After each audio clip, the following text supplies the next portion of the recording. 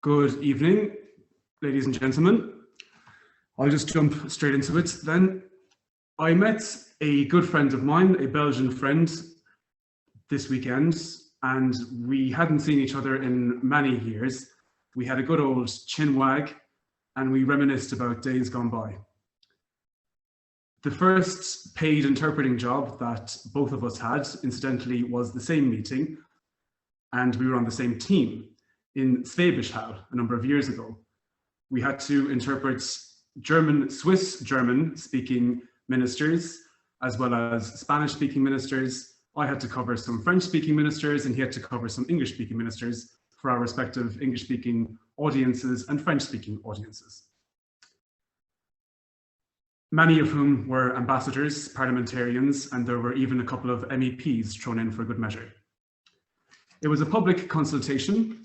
There were over 500 guests invited to, not an extremely large amount by any means, but we were feeling quite energetic after the event, and we decided to wet our whistles in a local beer garden. We discussed how we both felt like massive imposters being given such a high-level assignment just a few months after graduation.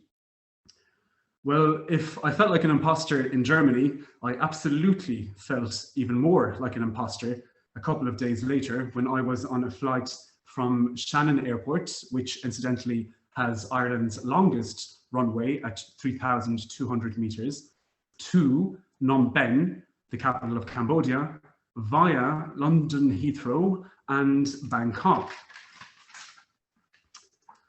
I felt like an imposter because I was flying in response to an offer I received on behalf of the Secretary General of the United Nations to offer linguistic services to the extraordinary chambers in the courts of Cambodia, the ECCC for short. I'm not self-aggrandizing there, those were literally the words in the email. The court itself is a hybrid court, which is fairly unique in itself. It is run jointly by the UN and the government of the Kingdom of Cambodia. The role was that of a language reviewer, which essentially entailed ensuring that what was spoken in French in the court was accurately transcribed into English to be referred to for legal purposes and to be stored for historical reference. I felt a little bit in over my head, and frankly somewhat audacious assuming this role, to be honest. Who was I to be correcting people far more senior than I was? But from day one, thankfully, the roles were well defined. There was absolutely no tension. We all understood that we're all human and that we had our part to play in the process. There was absolutely no toxic competitiveness that we sometimes have to endure. It was a very positive working environment, and I personally benefited hugely from the experience. Like I said anyway, when I landed in Phnom Penh, I felt overwhelmed. Maria, could you turn off your camera and mute yourself, please? I felt overwhelmed, apologies. But equally, I was quite happy to be back in Southeast Asia. I had spent a number of months in the region a few years prior and absolutely adored it. And our brains are curious things, because the second I got out of that airport and the humidity hit me, the smells of the city and the food hit me, and I saw the smiling faces of the local people, I was immediately transported back to that blessed time. The people are similar in the region in the two different countries that I knew best, but their recent histories differ quite a bit. And that is indeed why the court itself was set up in the first place.